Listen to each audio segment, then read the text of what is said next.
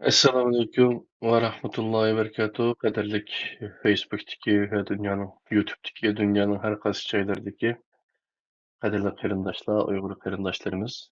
Hammalarniki mushu vaqti va buningki vaqti xayrli bo'lsin. Men Abdulaziz Bashto'g'roq, Bidoylar ekranidagi Qur'ondan nazar programmasininki sunğuchisi. Hozirgacha biz Qur'ondan nazardan suhbat qilib 55 qism yani. Bugün 55 qismda sizdan ko'rishib turibdimiz. Alhamdulillah, qo'llab, quvvatlab, burun anglamaganlar bo'lsa, yana qaytadan bir anglashga tirishib, burun boshqacha anglab qolganlar bo'lsa, qaytadan diqqat bilan anglashga tirishib kelgan barliq haqsuyar qarindoshlarga biz chin dilimizdan rahmat aytamiz. Assalomu alaykum ustoz, qanday ahvollar, yaxshimi?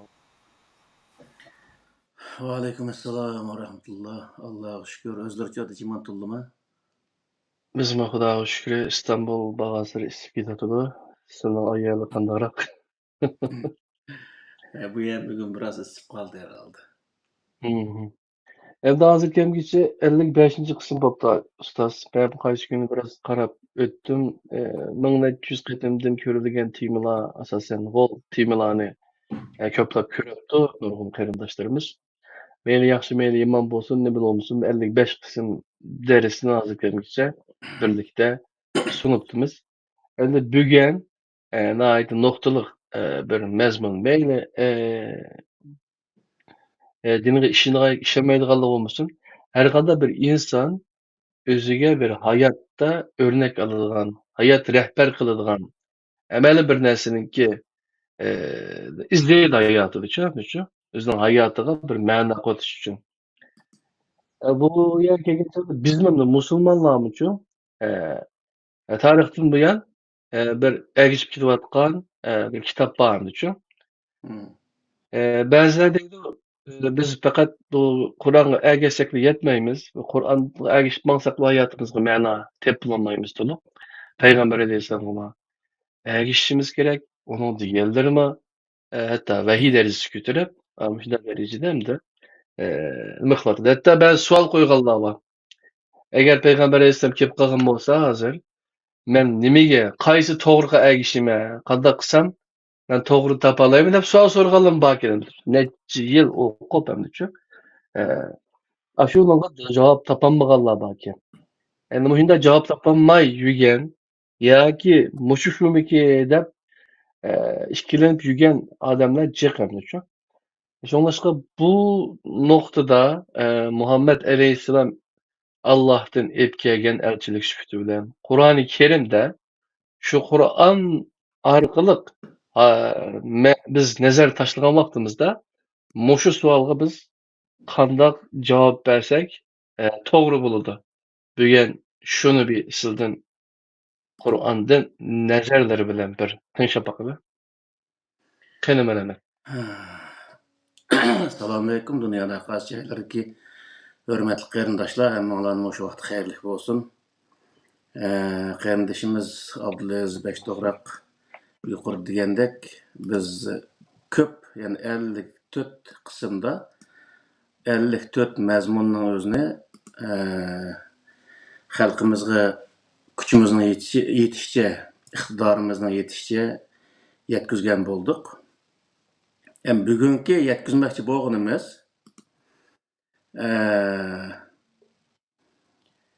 hayot rahbarimiz nima bo'lishi kerak?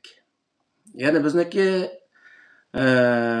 bir qism qarindoshlarimiz, ya'ni ulamo qarindoshlarimiz diniy sohadagi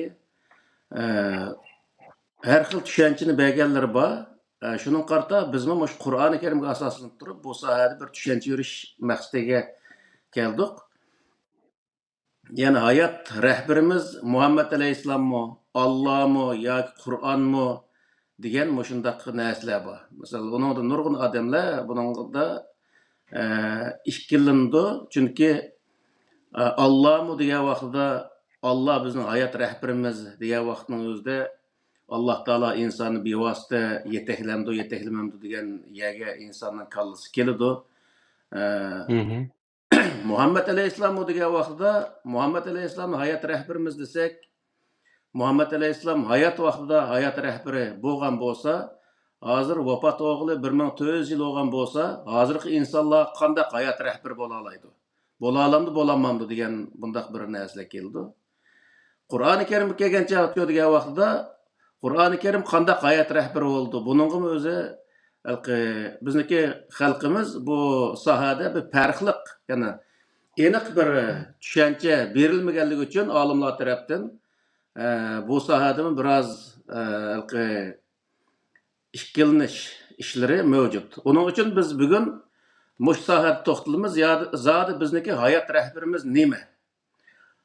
Yani Allahmı, payg'ambarmi yoki Qur'onmi degan bir narsa o'tirib chiqdi hozir. Xudoyim bo'lsa, yani shuni o'zi oydinlashtiramiz.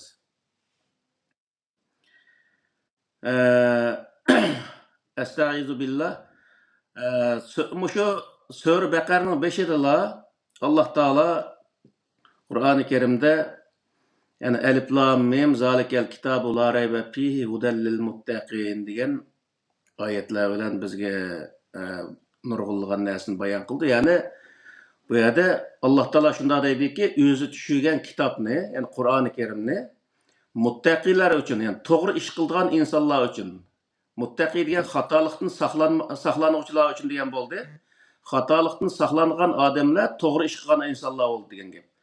Bir inson to'g'ri ish qilsam bo'ldi desa, u odam o'ziga nemini yetakchi qilgan vaqtida, nemini o'ziga rahbar qilgan vaqtida, u odam to'g'ri ish qila oladi degan vaqtida Allohning kitobi, Qur'oni Karimning o'zini o'ziga yetakchi qilgan vaqtida u odamchi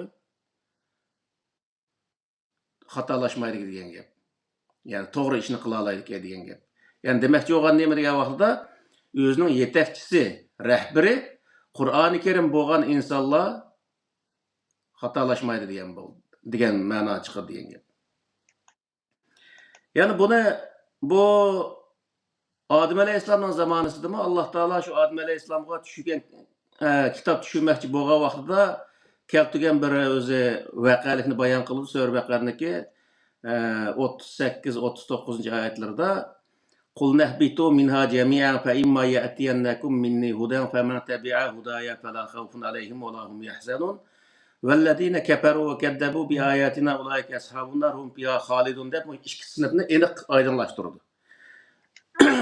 Sizlar uni u yerdan, ya'ni o jannatni, ya'ni bog'chidan chiqib ketinglar. Agar sizlarga mendan hidoyat kelsa, kimki men avatgan hidoyatga ergashsa, u qo'rqib qayg'urmaydi. Va uning ishonmagan, u mening oyatlarimni yolg'onga chiqargan insonlar jahannamniki ahli bo'ladi. Ular o jahannamda mangu qoladi degan shu ikki nuqtaga Alloh taolo xulosalaydi. Yani u yerdagi narsa nima degan vaqtida mendan kelgan hidoyat degandan iborat Adem Aleyhisselamga kelgan o'zi kitobni ko'rsatdi. Yani Adem Aleyhisselamga kitob berganligi uchun Adem Aleyhisselam dunyodagi birinchi o'zi nabiy payg'ambar bo'lib hisoblanadi. Va Adem Aleyhisselamga shu kitobga qarab ish qilish, halol haromni shu kitobdan tepish, yaxshi yomonni shu kitobdan tepish, so'zlagan vaqtim qanday gaplarni qilish, ya'ni g'aybat shikoyatniki to'g'ri xatoligi degan o'xshash, ya'ni so'zniki qanday so'z xato, qanday so'z to'g'ri ekanligini shu qulga berilgan kitobga qarab turib, ashuni tepib, to'g'ri gaplarni qilish, xato gaplarni qilmaslik deganga o'xshash shunday narsani ko'rsatdi. Ya'ni shu qulning kitobga ergashgan vaqtida u Adem Aleyhisselam va Adem Aleyhisselamniki orqasidan kelgan insonlarmi shu Adem Aleyhisselam'a kelgan kitobga ergashgan vaqtida nima bo'lmaydi deganda fala xawfun alayhim va lahum yahzanun. Ular qo'rqib qayg'urmaydi ekan. Ya'ni qiyomatda mendaq azob bo'lib ketamanmi, menga shunday bir zulm chekib ketamanmiki, azob chekamanmiki deb hech qanday o'zi qayg'urishga hojat qolmaydi degan gap. U evatilgan hidoyatga ergashmagan, uni yolg'onga chiqargan, uningga ishonmagan insonlar mangu do'zaxning egisi bo'ladi deb Alloh taolo shunday xulosa chiqardi. Demakki, nima degan vaqtida Alloh taolo Adem Aleyhisselamdan tortib, ya'ni insonniki tunji inson deb ataymiz buni ham Qur'oni Karimdagi nima bo'yicha, mush tunji insondan tortib toki hozirgachilik, ya'ni qo'limiz Qur'oni Karimga asoslangan vaqtda hozirgachilik insonlarni nimaga buyurgan degan vaqtida bir sistemaga bo'ysunish, bir qonun, bir prinsipga bo'ysunish orqali yashash. Buning o'zini belgilaylik. Ya'ni biz burun tortib bizniki Osiyoda yashaydigan insonlarniki kallasida insonga bo'ysunib, ya'ni insonga itoat qilib yashash bo'lgan bo'lsa, Allohning nazarida ko'rsa insonga emas, Alloh tushirgan prinsiplarga, qonun prinsiplarga itoat qilib yashash. O qonun prinsipinin oldida hamma odam barobar ekanligini his qilish, bundaq o'zi narsalarni Alloh taolo Qur'oni Karimda insonlarga bayon qilgan. Shuning uchun bu yerda nimani bilib olaymiz degan vaqtida insonlarniki insonlarniki rahbari, ya'ni har bir inson o'ziga yetakchi qiladigan, o'ziga rahbar qiladigan narsa nimaki degan vaqtida Alloh taolo tushirgan qonun prinsipga degan gap. Ya'ni nizomga yani. Ya'ni biz odatda bunday bir tushuntirsakmi, bir odatda bir tashkilot qursak, tashkilotga bir nizomnoma yozib chiqamiz.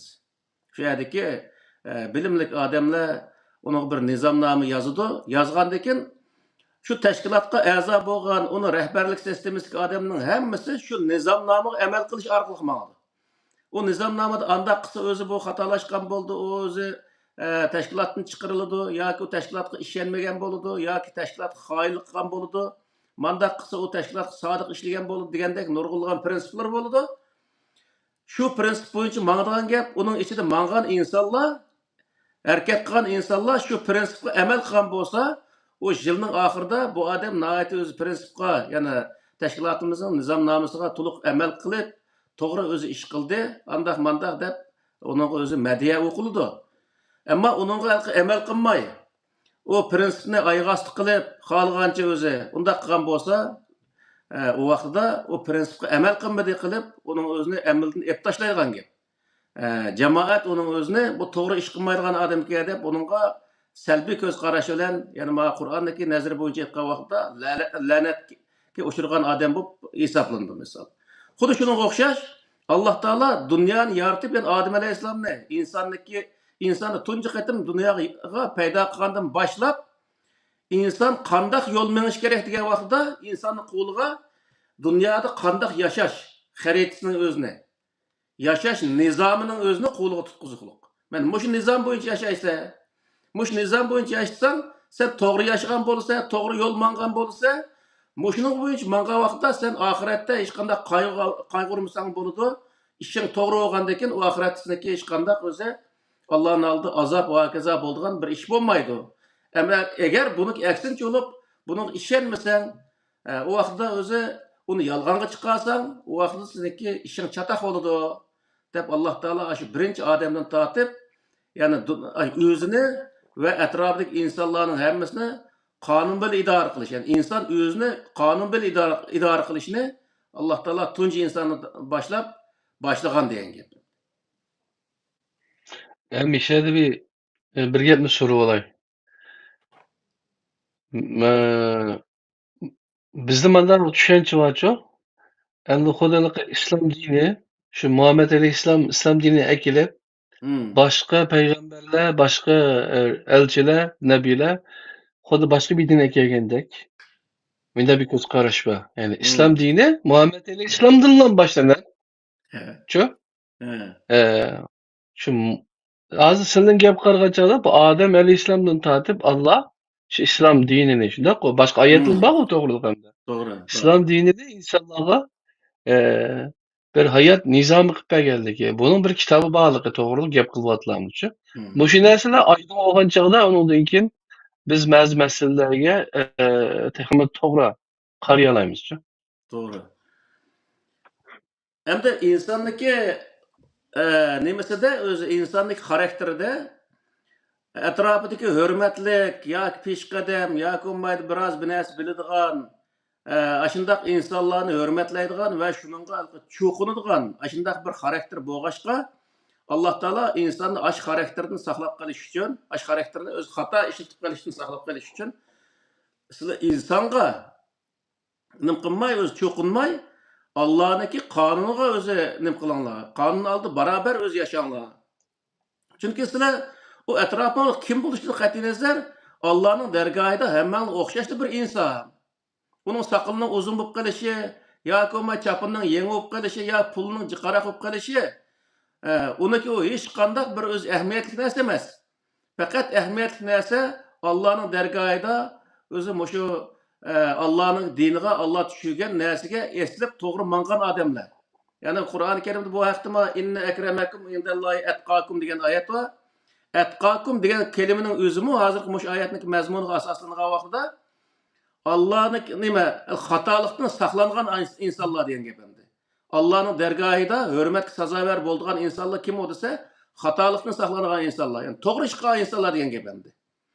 To'g'ri ish qilgan insonlarni o'tganki nemadim dedik buni.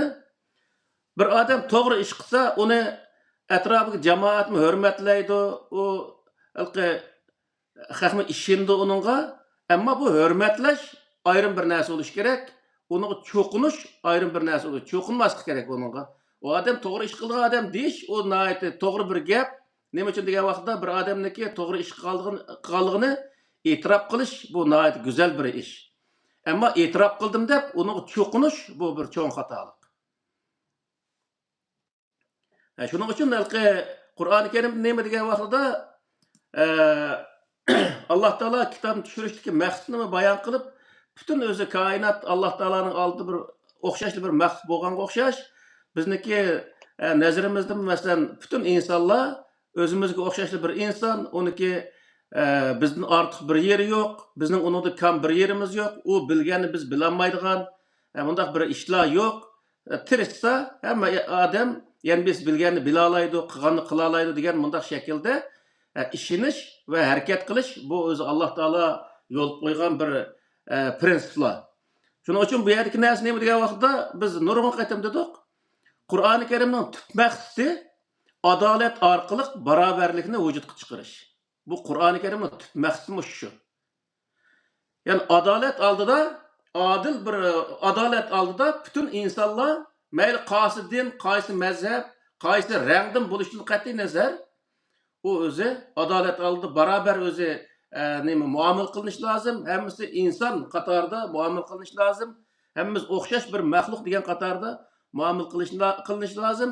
Qur'oni Karimning tub maqsadi mana hamma insonning o'zini o'xshash holatda sanashga. Hech bir inson yana bir insondan farqli unda holatda qilmaslik, uning cho'qinish xarakterida unda holatda qilmaslikni Alloh taolo yana buyurdi degan gap. Shuning uchun bu yerda rahbarimiz nimaki bizga rahbarlik qildigan, yetakchilik qildigan narsa nimaki degan vaqtida Qur'onga degan gap. Yani bizniki hozirgi zamonimizda burungi zamonlarda degan vaqtda payg'ambar alayhisolamdan burungi zamonlarda u zamondagi Tevrat, Injil va Odam alayhisolamga bo'lgan orliqdagi ilohiy kitoblar hammasi u nima degan vaqtida yana insoniyatniki to'g'ri yo'l menish uchun tushirilgan bir dasturi, rahbari va yetakchisi bo'lib hisoblanadi. Shuning uchun bu Qur'oni Karimdagi hudallil muttaqin bunga o'xshash o'zi kelimalar Qur'oni Karim nihoyat jiq. Shundan men bir qanchalarni keltirdim bu yerda. Yani yig'ib aytgan vaqtida bizniki rahbarimiz Qur'oni Karim yetakchimiz ham Qur'oni Karim ekanligini Qur'on o'zi bizga bayon qilib berdi degan gap.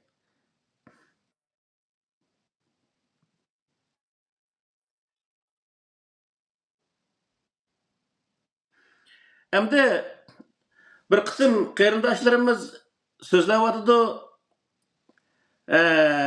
Rahbarimiz Muhammad alayhisalom deb so'zlayotdi endi.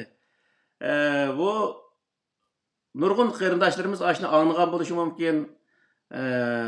Buningmi endi shu Muhammad alayhisalom rahbarmi yoki u bir rahbarlik qilingan yoki rahbarlik qilgan bir narsaga ergashgan bir kishimi degan bir narsa keldi bu yerga.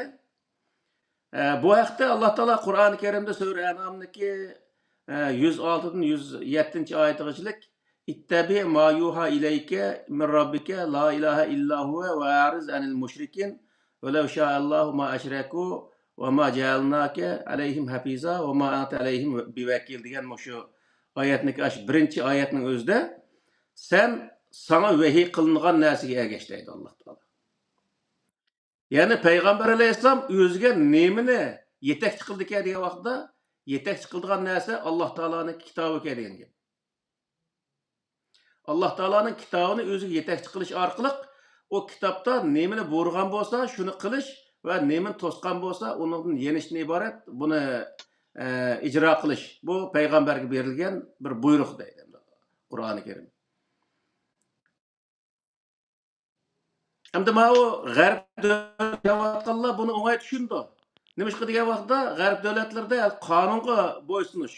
Qonun oldida mayli bosh ministr olsun, prezident olsun yoki hojatxona tozalagan odam bo'lsin, hammasini haq-huquqlari o'xshash hisoblandi. Qonun oldida hammasi o'xshash inson. Endi mana u Osiyo tarafida, Arab mamlakatlari taraflarida yoki Afrika taraflarida bo'lsa, u yerda degan vaqtda sallisi yo'g'anga, saqili yo'g'anga itoat qilib o'rgangandan keyin bu yer nima qiladi desa, o Alloh taoloniki itoat qil ma'ningga, ya'ni ma'ningga ergashgin degan so'z ayri qilib qilib, u insonlarning haybisiga ergashadigan, insonlarning oldiga chiqib olgan insonlar ular to'g'ri yo'lga yetaklayotmamdi, uni hech qanday chatig'i yo'q. Mana shundaq o'zi insonga ergashadigan, insonni ilohlashtiradigan bundaq ishlar ko'p bo'lganligi uchun bu yerda biroz tushunish mumkinchiligi biroz qiyin. Nima uchun degan vaqtda kichikdan tortib shu jutcho'nglarga yoki shunday odamlarga itoat qilib, shu o'zi to'g'ri gap qismi to'g'ri, xato gap qismi to'g'ri, shunday o'zi bo'ysunib kelgan bo'lg'achqa, shular degan gapidan chiqolmaydigan bo'lg'achqa, buni o'zi tushunish biroz ular qiyin to'xtaydi. Shuning uchun bu bo'libmi Turkiyadek, Saudiya Arabistondek deyli, shunday yerda yoki vatandek O'rta Osiyodek yerda yashayotgan insonlar diktator bir davlatda yashagan bo'lg'achqa, u diktatorni ilohlashtirgandan keyin u yerda qonun prinsip ayr qilib qilib, diktatorga bo'ysunadigan ishlar bo'lgandan keyin shu vaqtda bu to'xtabdi. U vaqtda biz qonunga bo'ysunmay, qonunni ijro qilgan odamga bo'ysundik ekanmiz. Yoki qonunni o'zi ijro qildim deyotgan odamga o ijro qildim qilmadim uni chatig'i yo'q. Ijro qildim deyotgan odamga ergashib ekanmiz deb o'tirib bu yerda shu ishning beshidagi odamlar nima ish qilsa mayli, ashunga ergashadigan, ashunga rostlaydigan ishlar buningdan nihoyatda ko'p. Uning uchun bizniki payg'ambarimiz vafot bo'lib, Abu Bakr, Umar, Osmon, Ali o'zi raziyallohu anhu vafot bo'lgandan keyin bu ish ta'tirsiga menib Umayya sulolasi qurilgan vaqtida hokimiyatdagi insonga itoat qilishgan burunqi shu payg'ambar alayhissalomniki payg'ambar bo'lishdan burunqi holiga qaytgandan keyin bu ishlar andan keyin bu musulmonlarning ichida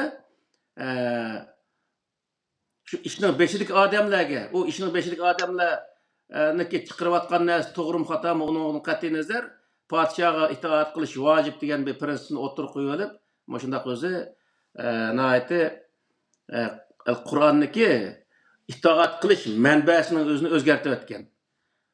Qur'oni Karimdagi itoat qilish manba nima ekan degan vaqtda shu oyatning mazmuni bilanmi, yana Alloh taolo vahiy qilgan, Alloh taoloning kitobi ekan degan gap. Ya'ni biz itoat qilishda, ya'ni o'zimizga yetakchi qilishda nimani yetakchi qildi ekanmiz, nimani rahbar qildi ekanmiz degan vaqtda Qur'oni Karimni biz hozirgi vaqtda burunqilar hamda burunqi ilohiy kitoblarni o'ziga yetakchi qilgan bo'lsa, hozir biz Qur'oni Karimni o'zimizga yetakchi qilamiz degan gap. Shu vaqtda biz to'g'ri o'zi ish qilgan bo'lamiz, to'g'ri narsani yetakchi qilgan bo'lamiz.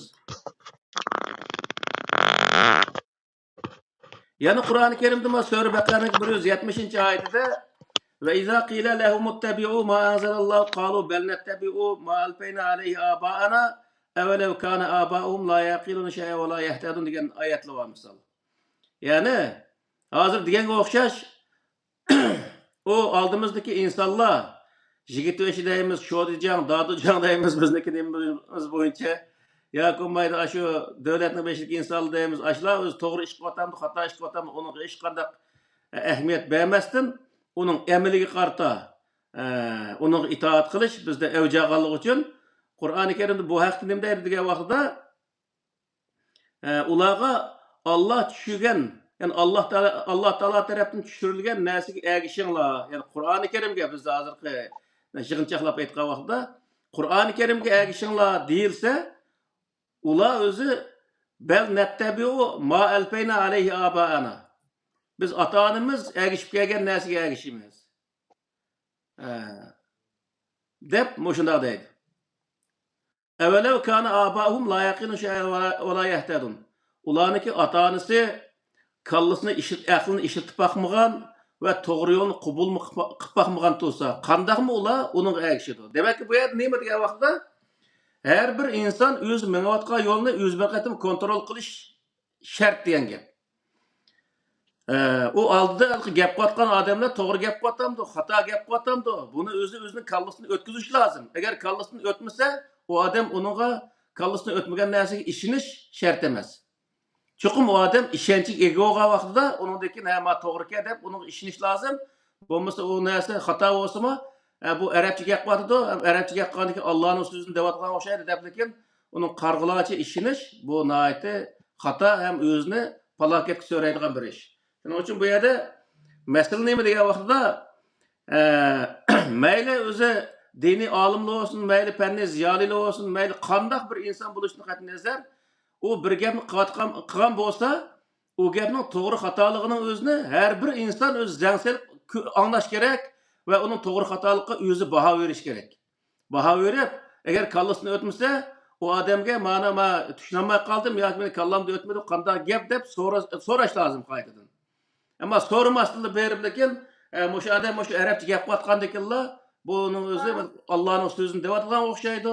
Kallamda o'tmasam amanna deb lekin uning o'zi ishonib o'tirish bu o'zi bu odamniki to'g'ri yo'lni qabul qilgan bo'lmaydi. Aksincha qarg'ilash cho'qinish, taqlidchi, ya'ni mana shu aytgan vaqt qarg'ilash cho'qingan bundaq odam hisoblandi. Bundaq odamlar Allohniki oldida nijot topadigan insonlar hisoblanmaydi. Nima uchun degan vaqtda qarg'ilaç bir narsaga cho'qinish u odamni hech bir zaman nijotga qolmaydi. Ya'ni bu dunyoda u odam hech qanday foydalanmaydi. U dunyoda olmaydi vaqtida degan gap.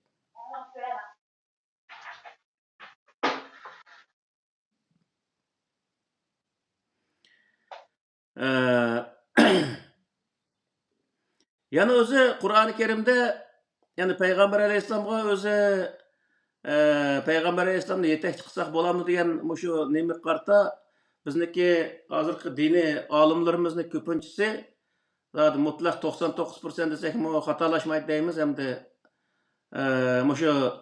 shu odamlar bu yerda Qur'oni Karimdagi payg'ambarga itoat qilish haqidagi oyatning o'zini dalil qilish orqali insonlarga xato ma'lumot berayotgan ishlar bor. Mesela Sure Ali İmran'daki 31. ayetinde "Kul in kuntum tuhibbunallaha fattabi'uni yuhibbukumullah ve yaghfir lekum zunubakum vallahu gafurur rahim" degan o'sha oyatning o'zidimi? Agar siz Allohni yaxshi ko'radigan bo'lsanglar, fattabi'uni menga ergishinglar. Shu vaqtda yuhibbukumullah. Alloh sizlarni yaxshi ko'rdi va sizlarni gunohingizni kechirdi. Alloh Günahını keçirgichi mehribon zotdir degan mush oyatning o'zini nim qildi hamda dalil qildi. Hamda bu oyat bilan yuqorqi oyatning ikkisini selishtirgan vaqtida ittabi ma anzalallohu qalu bal nattabi'u ma albayna ittabi ma yuha ilayka min rabbik degan mush oyatning ikkisini birlashtirgan vaqtida payg'ambar Allohning elchilari nemaga itoat qiladi? Bunun özüne o insanlar birinci kallaga keltiriş lazım. O peygamber bo'lgan kishi Alloh'niki kitobiga, yani Allah tushirgan kitobga o'zi ergishadi. Shu zamonning o'zida uning uchun u Allohning kitobiga ergashgan kishiga ergishish Allohning kitobiga ergishish deb hisoblanadi. Biz buni Nabi, Rasul degan mavzuda nihoyatda yaxshi o'zi so'zlab o'tdik. Misol hozirgi zamondagi bir qism nimalarni misol keltirdik shu vaqtida. Misol bir soqchining o'zini dapshapkini kiyib, o'zi bir yo'l soqchisi ishni boshlagan bo'lsa, ya'ni hukumatniki shu vazifaning o'zini o'tash uchun yo'lga chiqqan bo'lsa, u odam o'zi kaltani ko'tarib o'zi yo'lda bir mashina to'ssa, u mashina mutlaq u soqchining oldida to'xtaydi. Nima uchun degan vaqtda u soqchi dafshab bilan hukumatniki qonunni ijro qilayotgan bir inson bo'lib o'tirib chiqqanligi uchun u qonunni ijro qilayotgan insonga bo'ysunmasa, u qonunga bo'ysunmagan bo'ladi. Shuning uchun u mashina haydab ketayotgan shoför majburan u mashina to'xtatdi va uniki talab qilgan narsalarni ko'rsatdi misol. Xuddi shunga o'xshash bu payg'ambarga itoat qilish degan nima degan vaqtda u payg'ambar Allohniki qonunni ijro qilayotgan bo'lg'achqa u qonunni ijro qilayotgan vaqtda unga itoat qilish Allohning qonuniga itoat qilish u hisoblanadi. Agar uni itoat qilmasa desa Allohning qonuniga itoat qilmagan bo'ladi. Allohning qonuniga itoat qilmaslik nima bo'ldi desa Allohga itoat qilmaslik bo'ladi. Xudo yuqorida soqchiga itoat qilmasa qonunga itoat qilmagan bo'ladi. Qonunga itoat qilmaslik davlatga itoat qilmaganlik bo'lganga o'xshash misol. Shuning uchun bu yerdagi masalani aniq olib olishimiz lozim. Ya'ni biz payg'ambarga itoat qildik degan vaqtning o'zida payg'ambarning o'zi ya'ni elchi bo'lgan kishi u dinni ya'ni elchi bo'lgan ya'ni rasul holatida bir ishni qilgan bo'lsa, bir gapni qilgan bo'lsa, Allohning kitobiga qarta ish qilgan va Allohning kitobini so'zlagan bo'ladi. Bu vaqtning o'zida buni itoat qilmaslik jinoyat hisoblanadi. Ya'ni chunki u Allohniki kitobiga itoat qilmaslikni keltirib chiqargan bo'lganligi uchun. Endi mushu nuqtaga eslab turib, bu bizniki diniy sohadagi insonlar u payg'ambarga itoat qilmasa bo'lmaydi deganni o'zini o'tirib chiqarib, andakin bu payg'ambardan yuzlarcha yil keyin, necha yuz yil keyin hattoki yozilgan, o payg'ambarga zo'rlab tanilgan rivoyatlarning o'zini payg'ambar degan va qilgan ish ko'rsatib kishilarga mushunga o'zi itoat qilsak ham payg'ambarga itoat qilgan bo'lamiz deb payg'ambarlar haqida to'qilgan hikoyalarga itoat qilishga insonlarni misol tashviq qiladi. Bu o'z nihoyatda cho'ng bir xatolik. Chunki o'z zamonasida Alloh taolo hech bir zaman payg'ambarga sen qilgan har bir ishingni yezib qoldi deb buyruq qilgan emas. Payg'ambarmi hech bir insonga meniki degan so'zlarim va qilgan ish harakatlarimni yezing deb buyruq bergan emas. Va payg'ambardan 200-300 yil keyin mush payg'ambar haqida yozilgan narsaga iymon keltirmasang bo'lmaydi degan to'g'riliq hech qanday Qur'oni Karimda oyatmi yo'q. Oyat tushirilgan emas. Undaq bo'lgandan keyin hatto uni aksincha o'zlari qo'llari bilan yezib turib, uni Allohning dargohidan degan odamlarning holi voy degan oyatlarni Alloh taolo Qur'oni Karimda natijada bayon qilgan. Mush nuqtani aytgan vaqtida payg'ambarning zamonasida Alloh taolo yezishga buyurmagan va payg'ambarmi uni yezing deb buyurmagan va u payg'ambardan keyin ashtaq bir narsa keladi, ashtaq bir hikoyalar yoziladi payg'ambar haqida, u narsaga ishonmasanglar kofir bo'lib ketsa degan bir Qur'oni Karimda hech qanday bir buyruqim bo'lmagan, bundaq bir narsani o'zini o'tirg'i chiqarib, buningmi ishonmasak kofir bo'lib ketamiz. Buning o'zini inkor qilganlar o'zi kofir, murtad, murji, zindi, xotin taloq degan bu insonlarni hech bir zaman islom, ya'ni musulmonlikdan eg'zishga odam qiynaladi mana shunday aytgan vaqtida. Shu odamlar misol shu 30-40 yil hayotiniki zot asos qismini 5-6 yoshdan boshlab shu Qur'onni o'qishni o'rganishdan boshlab hozirgacha shu Qur'on bilan haplashgan shu insonlarning og'zidan mushunda gaplarning chiqishi odamni hayron qoldirdi. Ya'ni 30-40 yilmi yana bu Qur'onning o'zini boshqa chiqib bo'lmaydigan, uning ichidagi mazmunni tushunib bo'lmaydigan. O 4 tal oyatni bir yerga kelib, u yerdagi nima deydi bu oyatning mazmuni zot nima? Deganning o'zini o'tirib aytib bo'lmagan bo'lsa, demakki u odamlarda hech qanday ilm yo'q demak.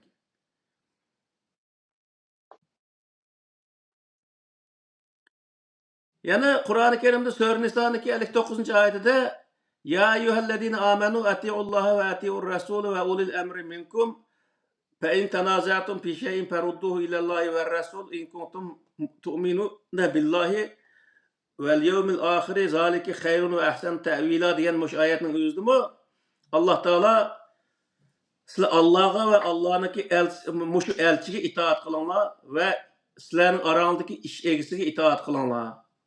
Agar sizlar bir ish talash-tortish qilib qolsanglar, Allohga va Allohning elchisiga, ya'ni mushu elchiga qaytinglar. Shundaq qilinglar sizlar uchun in kuntum tu'minuna billah. Alloh va oxirat kuniga ishonadigan bo'lsanglar, mushundaq qilinglar, yaxshi ish va yaxshi o'zi tushuncha deb Alloh taolo bizga mushundaq o'zi nimaning o'zini oyatlarning o'zini keltirdi. Bu nima degan vaqtda bu yerdagi va atiur rasul deganniki o'zi, ya'ni mushu elchiga deganning o'zidan shu elchiniki hayot vaqtidagi ahvolni ko'rsatdi. Ya'ni mushu elchi degan mushu oldingdagi odam, mushu payg'ambar bo'lgan mushu kishining o'ziga siz itoat qilishingiz kerak degan gap hamda shu vaqtning o'zida. Bu elchilik, ya'ni Allohning kitobini yetkazayotgan, Allohning kitobini ijro qilayotgan shu vaqtda ashnaqa itoat qilishingiz lozim degan gap. Hamda elchi o'lib ketgancha degan vaqtda o'lib ketgandimi uning itoat qilsa qiyomat qoyim bo'lishlik degan bunda oyat Qur'oni Karimda mavjud emas. Hattoki elchi o'lib ketgandan keyin uning itoat qilish ham xato. Nima uchun degan vaqtda Alloh taolo shuning uchun va ulil amri minkum deylik. Elchi o'lib ketgandan keyin elchi qilayotgan ishni qo'lg'agan odamgacha itoat qilish insonga farz degan gap. Misol Payg'ambar alayhissalom vafot bo'lgandan keyin Abu Bakr, Hazrat Abu Bakr o'zi nimaning o'zini Amirul Mu'minin o'tirib chiqqan, mu'minlarniki amir bo'lib o'tirib chiqqan vaqtning o'zida musulmonlar kimga itoat qilgan shu vaqtda? Abu Bakrga itoat qildi. Payg'ambarga itoat qilamiz biz, o sen bo'ldi, nerto deb o sahobalar Abu Bakrning majlisini ishtirib o'tib, o Payg'ambar alayhisalom haqidagi rivoyatni izlab yurmadi. Darhol ular Abu Bakrga bay'at qildi. Abu Bakr o'zi vafot bo'lgandan keyin Hazrat Umarga bay'at qildi. Uningdagi Hazrat Osmon, uningdagi Hazrat Umar, Aliga bay'at qildi. Buning hammasi nimani bildiradi desa, payg'ambar qilayotgan, payg'ambar yetkazayotgan, ijro qilayotgan kitobni, ya'ni Qur'oni Karimni qo'liq olib, shu hokimiyatni men mushuni valla nim qilaman. Boshqurma ya'ni. Boshqurma deb o'tirib chiqqan, xalq uni saylagan bu odamiga itoat qilish ham Allohga itoat qilganlik bo'lganligining o'zini Alloh taolo bu oyatning o'zida bayon qildi. Yerdagi asosiy o'lcham shu Qur'oni Karimga hamda. He. O vakitchi. Yani bu yerdagi narsa nima degan vaqtida payg'ambarning zamonasidami insonlar Qur'oni Karimga itoat qilgan. Payg'ambar vafot bo'lgandan keyin Abu Bakr, Umar, Osmon, Alining zamonasidami desa, ya'ni Qur'onga itoat qilgan bo'ldi degan gap. Bu yerda orliqdagi odamlar desa Qur'onni yetkazishda bir vosita. Qur'onni ijro qilishda bir vosita. Faqatla ammo hech bir zaman u itoat qilishda u kishilarga itoat qilish bu Qur'oni Karimda undaq belgilangan emas. Uning uchun bu yerda payg'ambar vafot bo'lgandan keyin qiyomat qoyim bo'lgach payg'ambarga itoat qilamdiq degan vaqtning o'zida bu Qur'onda undaq bir narsa yo'q. Payg'ambar vafot bo'ldimi? Payg'ambarga tushirilgan kitob deb qoldi bizning qo'limizda. Shu kitobga itoat qilamiz. U maqsad payg'ambarga itoat qilish emas. U ishning egisi bo'lgan, ishning beshiga kelgan odamga itoat qilish emas. Alloh insonga tushirgan qonun prinsipga itoat qilish. Bu yerdagi masala bu. Uning uchun bu yerda biz davomli o'zi Qur'onga itoat qilgan, Qur'onga itoat qilsak, udullab Allohga itoat qilgan bo'lamiz degan gap. Yana shu Sura Fatihada mecaq Allah bizni hidoyat qilsin. To'g'ri yo'lga hidoyat qilgin deyishdiki, mishadiki har bir namozimizda o'qishimiz sababmi shu deslamdi. Ha, albatta. Shuning uchun bu payg'ambarga itoat qilganligimizni namoyon qilish uchun payg'ambar haqida maxsus bir rivoyatlarni o'ydirib kelib, meni mushni payg'ambar degan, mushni payg'ambar qilgan deb o'tirib, uning agishish o bir jinoyat hisoblanadi. Chunki u birinchidan payg'ambarning qilganligi deganligi aniq bo'lmagan bir narsa. Ikkinchidan u payg'ambarning qilgan ishi shu zamon va shu makonga mansub ishlar.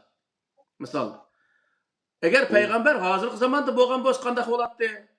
Payg'ambar alayhissalom misol hozirgi zamonda bo'lgan bo'lsa, ya'ni shu 1400 yil burungi gaplarni qilib o'ltirgan bo'ladimi yoki hozirgi zamonga loyiq gaplarni va ish harakatlarni qilgan bo'ladimi deganni o'ylagan vaqtida hamma narsa aniq bo'ldi.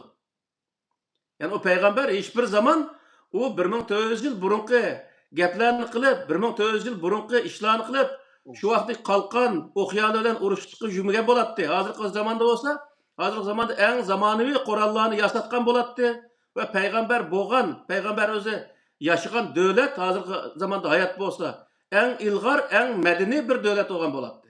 Shuning uchun bu yerdagi narsa nima degan vaqtda o biz payg'ambarga itoat qilib deb o'tirib, o payg'ambar haqida to'qilgan rivoyatlarga, hikoyalarga itoat qilamiz deyishimiz tamoman o'zi bir ahmoqonlik ham o'zi payg'ambarga zulm qilganlik. Payg'ambarga zulm O qilganlik, Allohga zulm qilganlik, Allohning diniga zulm qilganlik.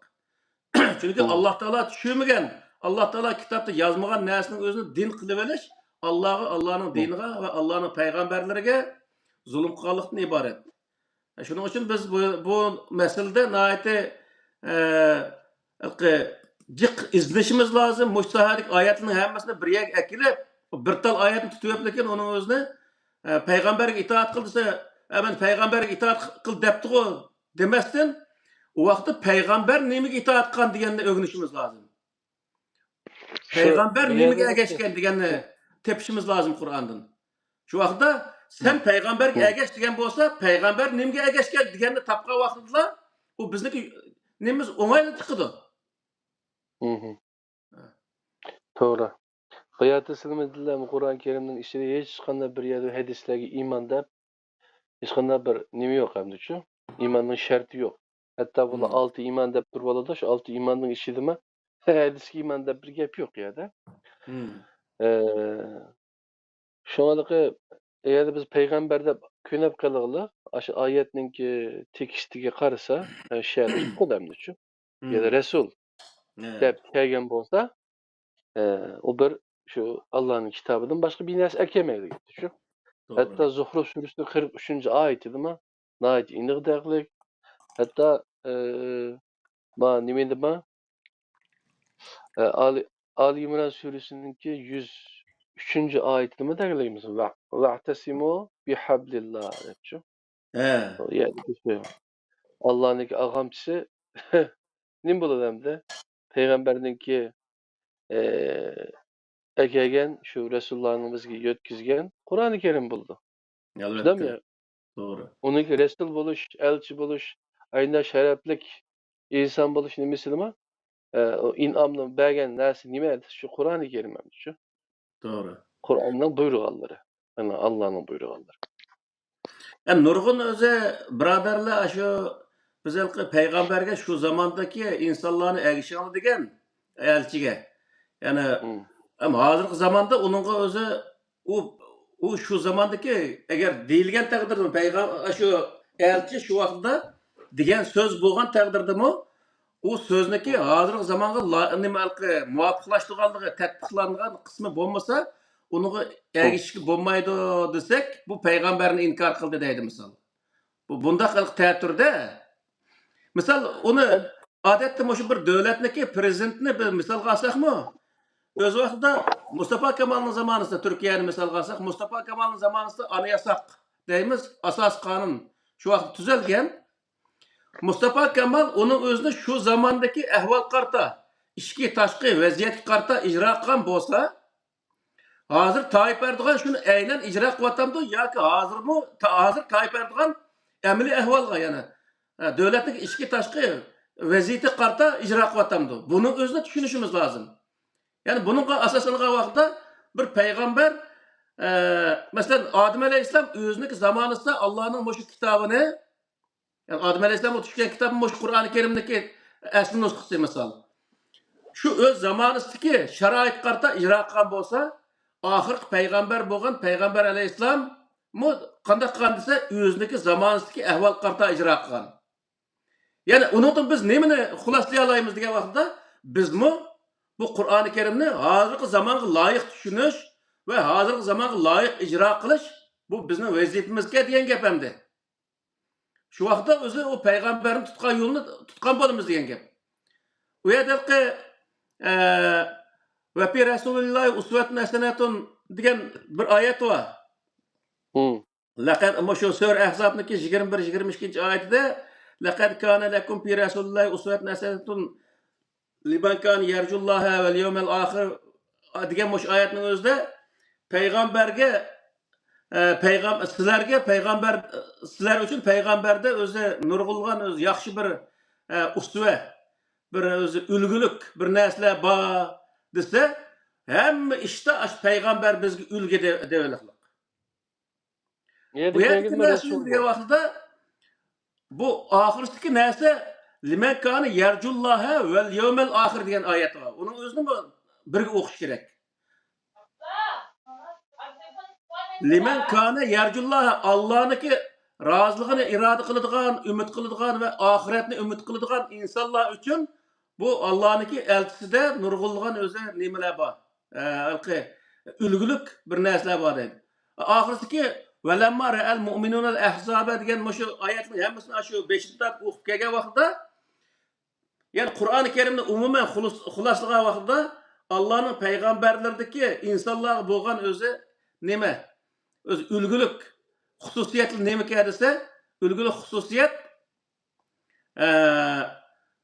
Allah'ın peygamberleri Allah'ın kitabı kandak esilgan bolsa şundak esiliş ve Allah'ınki yani cemiyet buluvatkan işlerini özününki söz hareketinden başlayıp cemiyet buluvatkan iş hareketlerini söz hareketlerinin hemmisini Allah'ın kitabı kandak tetbikilgan bolsa şundak tetbiklaş bu özü Allah'ınki peygamberlerden ögünüşlik bir hususiyet deyen gap. Biz eğer Allah'ın peygamberlerine okşaş, Allah'ın kitabı çin esilip, cemiyetimiz bulatkan, özümüzde ve cemiyet bulatkan söz hareketlerini Allah'ın kitabı doğru tetbiklayalga vaxtida Allah'ın peygamberleri yetken neticeye, nicatlıkka bizim yete alayımız deyen gap. Bunun çıkıdığan hulası mı şu oldu demdi.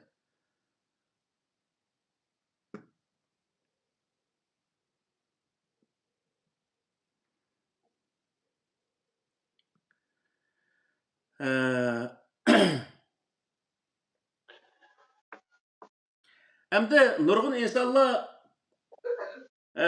eğer özde peygamber hidayet nime Kur'an'ın özünü şerilep vermegen bolsa biz kandak şerileydik, kandak düşündük, peygamber özünü onu bir narsani qilib bizga ulgu bunda o'gitib qo'ymagan bo'lsa, ko'rsatib qo'ymagan bo'lsa biz qandaq uning o'zini bila olaydik degan mana shunday nurg'ulg'an hikoyalar bor. Bu hikoyaning hech qandaq o'zi uniki keragimi yo'q bizga. Nima uchun degan vaqtda agar shu narsalar hammasi keyingi ummatlarga kerak bo'lgan bo'lsa, uni Alloh taolo o payg'ambarga ma qilgan ishini yezib qoldirib qo'y. Yoki Alloh taolo vahiy qilish orqali onu yazdırgan bo'latdi yoki yezib qoldirib qo'y degan buyruqni bergan bo'latdi. Yoki olmaydi keyin mushundaq bir narsa yozilgan taqdirda ashuni ishoninglar, ishonmasanglar bo'lmaydi degan bir buyruqni qoldirib qo'ygan bo'latdi. Birinchidan bu. Ikkinchidan Qur'oni Karimda hech bir yerda insonlar tushunolmag'idek, yana o'zi bir arabchani yaxshi biladigan, arab grammatikasini yaxshi biladigan bir ehli ilim qatarda bo'lgan insonlar tushunolmag'idek darajada hech qanday bir muğlaq bir yeri yo'q Qur'oni Karimniki. Onun uchun o payg'ambarga nisbat berilgan, payg'ambarga zo'lab terilgan o rivoyat hikoyalarning o'zini bu Qur'oni Karimning sharisi aşı bo'lmasa biz onu tushunolmaydik degan bundaq bir narsalar, bundaq gaplarni qilish bu Allohning kitobiga Alloh taolo Fussilat oyati Milletin hakimin xabir degan o'zi bu nemisiga oyatga zid keladigan bundaq gaplarni qilish bizga to'g'ri kelmaydi. Chunki Qur'oni Karimni tafsil bayon qilish ve bazı bir oyatlar sal mujmal bo'lgan bo'lsa, uni boshqa yerda bayon qilish bu Alloh taolo o'zi ustiga olgan bir masala. Agar uni bir inson tarafidan o Alloh taoloning oyatlari bayon qilingan taqdirda nim bo'ladi desa, Alloh taolo uni bayon qilib, "Allah ta'budu illalloh" deb nimqana Sura Hudning 2-oyatida. O nim bo'ladi desa, agar boshqa bir insonniki bergen tabirini yoki tushunchasining o'zini Qur'onda mush oyat mushtaq deb Qur'ondagi tushunchaga uyg'un kelmaydigan bir tushunchaning o'zini bergan bo'lsa, u vaqtda uningga itoat qilgan insonlar Allohning g'ayriga, ya'ni Allohdan boshqa bir narsaga itoat qilib qolgan bo'lganligini Alloh taolo bu Qur'oni Karimda bunday bayon qildi. Shuning uchun biz qanday qilishimiz kerak degan vaqtda Qur'oni Karimda bir oyatni biz tushunolmagan bo'lsak, shuni tushuntiradigan boshqa yerdagi oyatlarni topishimiz lozim. Ama Qur'oni Karim tafsili bayon qilish haqidagi bu prinsiplar hech bir zaman boshqa yerdan izlashga hech qanday hojat yo'q. Misol, buni men shu Qur'oni Karimni tushunish haqidagi mazmunni so'zlagandim. Bu Sura Baqarniki nemisini misolga olsak bo'ladi. Alif lam mim zalikal kitabu la rayba fihi hudal lil muttaqin ellezina yu'minuna bil g'aybi va yuqimuna salata va mimma razaqnahum yunfiqun degan bu oyatning o'zida muttaqilar uchun, yani xatolikdan saqlanaman degan insonlar uchun Qur'oni Karim nima bo'ldi degan vaqtda yetakchi bo'lishda hech qanday shak yo'q deydi Alloh taolo. Hem muttaqilar uchun deb bo'lib ellezina yu'minuna bil g'ayb deb musha 4-5 turlik odamniki xil insonlarniki bayon qiladi endi. Allohning g'ayb qilishadigan ve yuqimuna salat ve salatning o'zini iqoma qiladigan, ya'ni o'zi kishilar bilan hamkorlikning o'zini iqoma barpo qiladigan ve biz bergan rizqni o'zi Alloh ko'rsatgan yo'l bo'yicha xashlaydigan ve biz sana tushirgan ve senden ilgirki payg'ambarlarga tushirgan kitoblarga ishonadigan, oxiratga ishonadigan ve ishonchisiga jazm qiladigan mushu odamlar uchun, mushu odamlarniki o'zi xatolikdan, ya'ni saqlanish uchun Qur'oni Karimdagi hidoyat, ya'ni yetakchi bo'lishida, rahbar bo'lishida nima yo'q deydi Alloh taolo, shak yo'q deydi. Ya'ni bir odam Allohga ishonma, Allohga ishonish niyatim bor desa, u vaqtda u odam Allohga ishonish uchun u mollamni qashiq o'rib, u iymon to'g'ri yozilgan kitoblarni ko'rib, bunda qilishga hech qanday hojat yo'q degan gap. O qanday qilish kerak degan vaqtda Qur'oni Karimda Alloh taolo o'zini bayon qilgan oyatlar bor.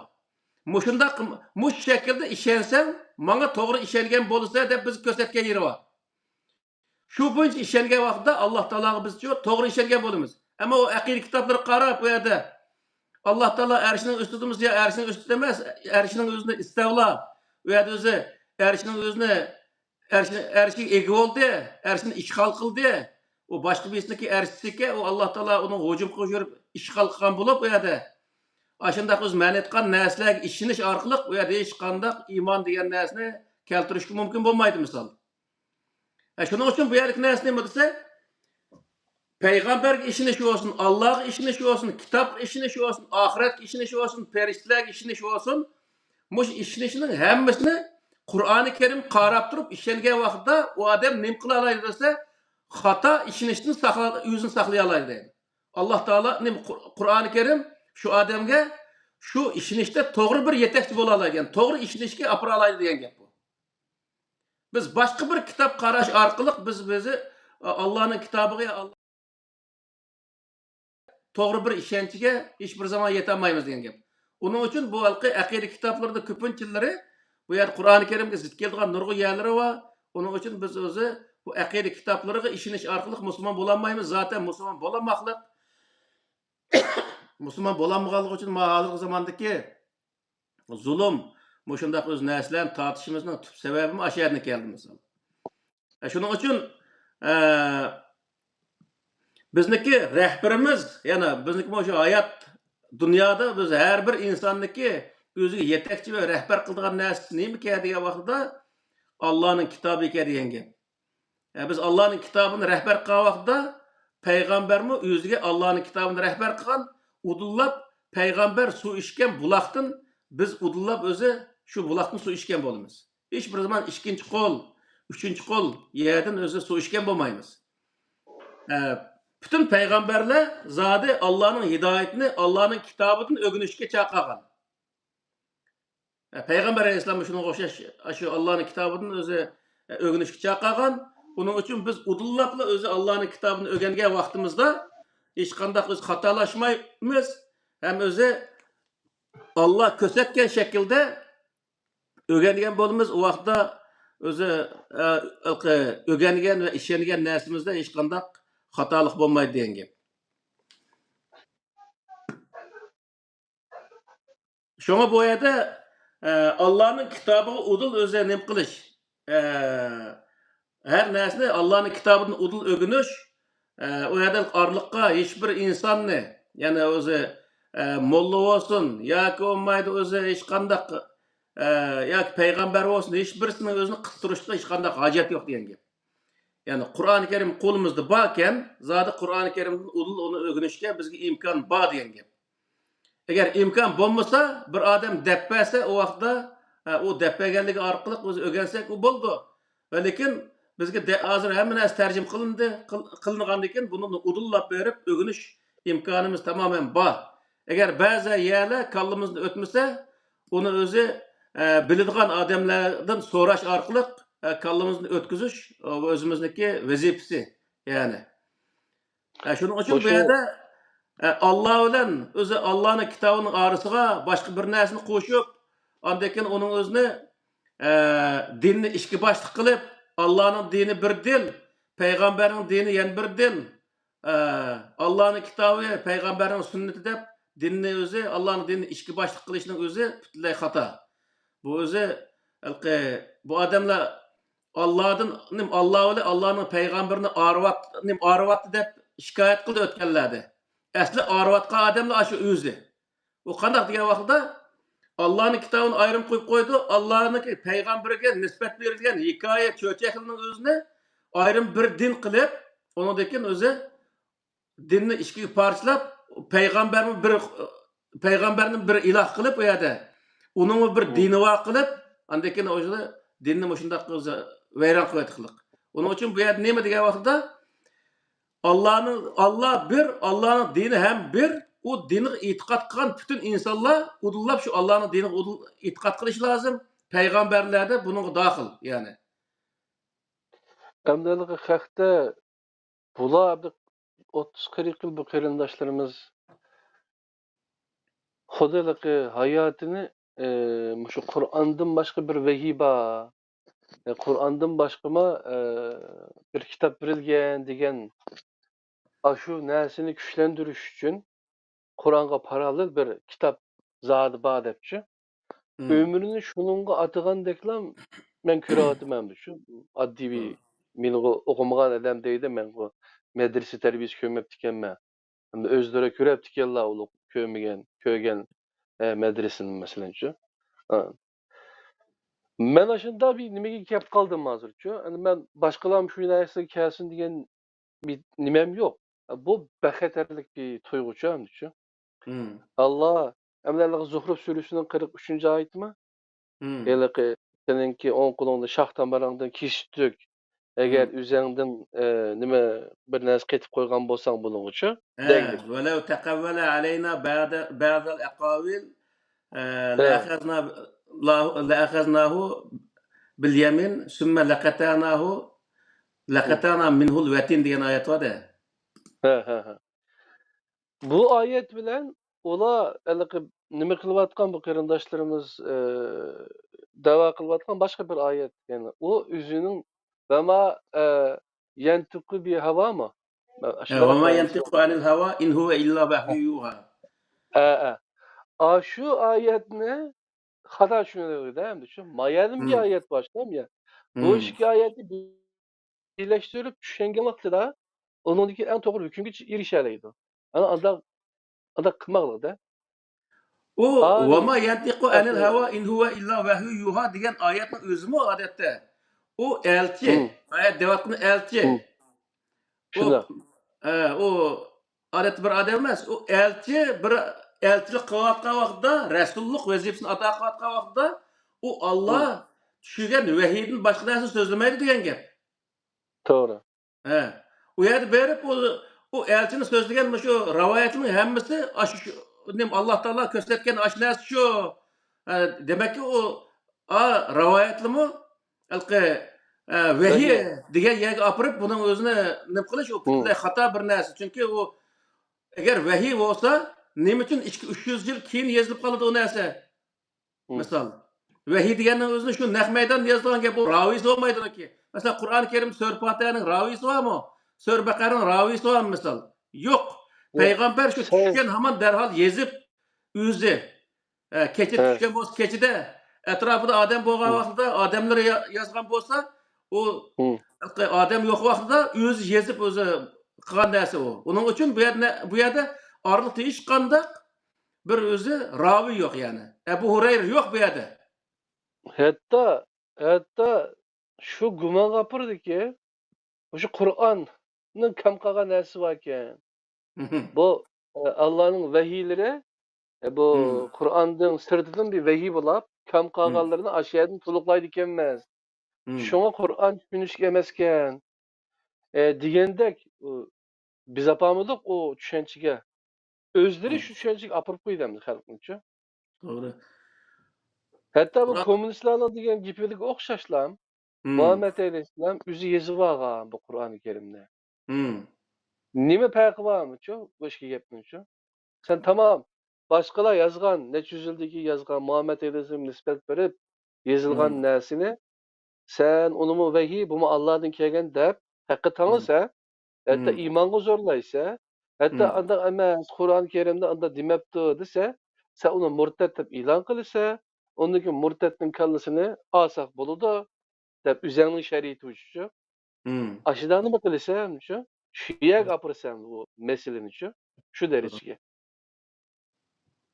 Gijmash bo'lib ketganligida zodi-chu. O müşazir ötkende bir katı maç doğruluğu bir toxtaldık. Bu adamlar 30 yıl, 40 yıl, 50 yıl okup misal. Yani bu dinni başka çıkanmağa vaxtida onu hem perdazlap, bazı adam deydi o Kur'an-ı Kerim degan alamet öz ma'nisi bek çunqur.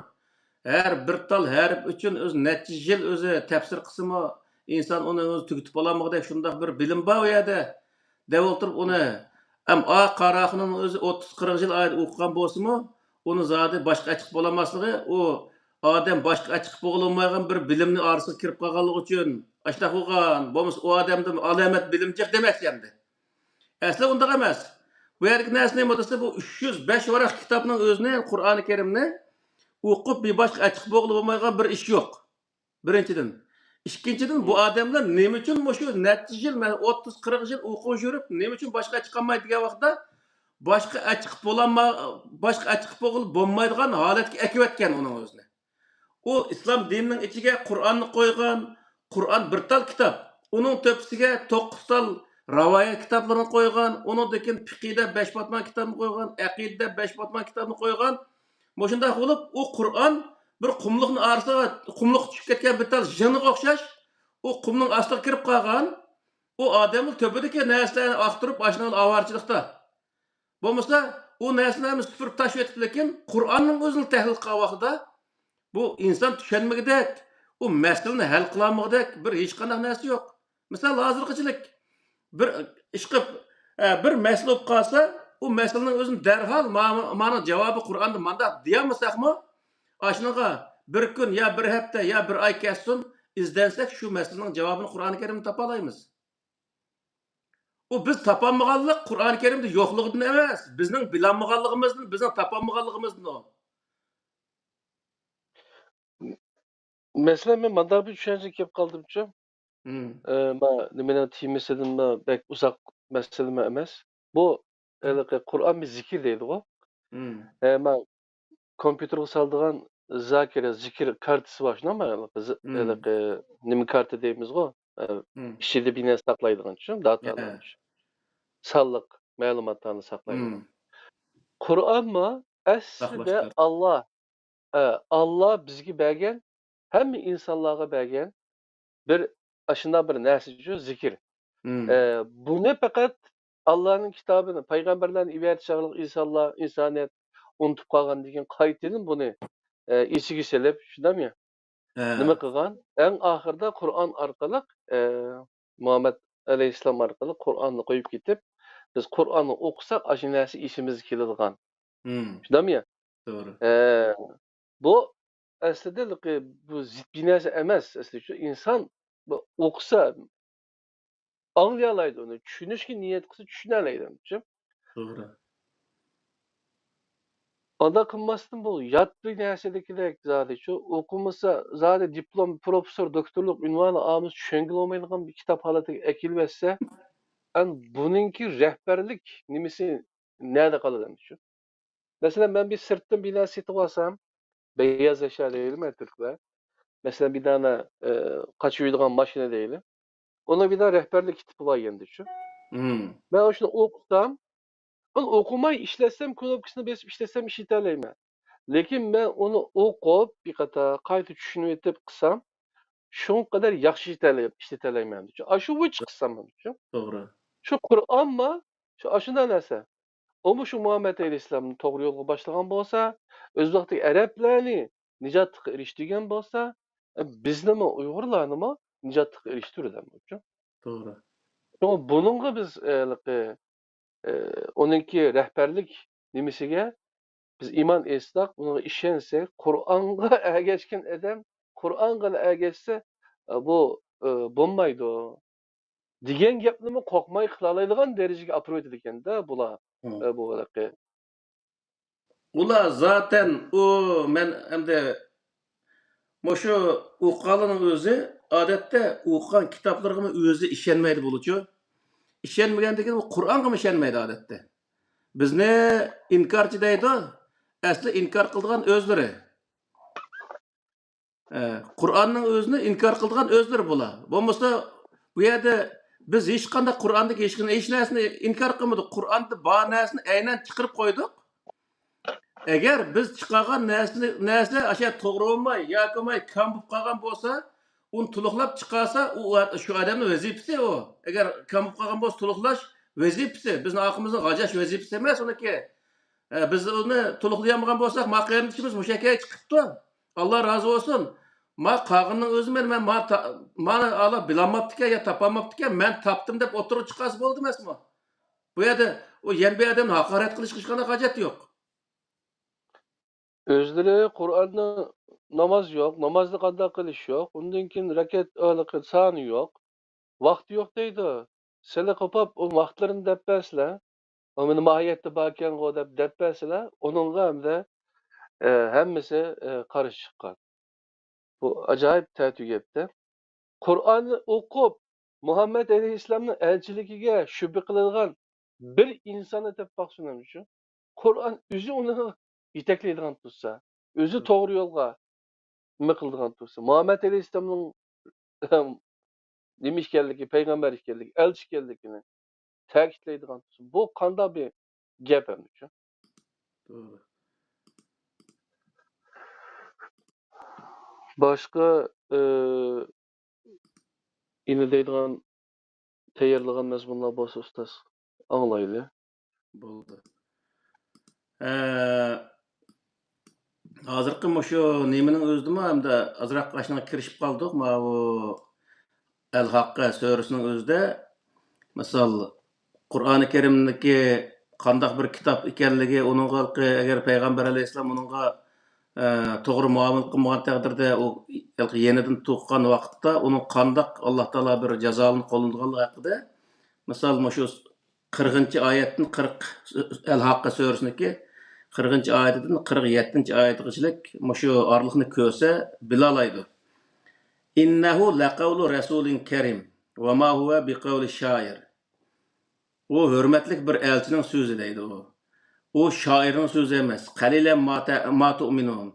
Azraq mı işenmemsizlar? Wala biqavli kahin. O kahinin sözü emas. Qalilan ma tezekkerun. Kişkini oylanıp bakmamsızlar. Tenzilun min rabbil alemin. O bütün alemlerin Rabbidan düşürülgen bir kitap. Deydi Allah Teala bunu bu dep bulup velev tekavvele aleyna bazı akavil.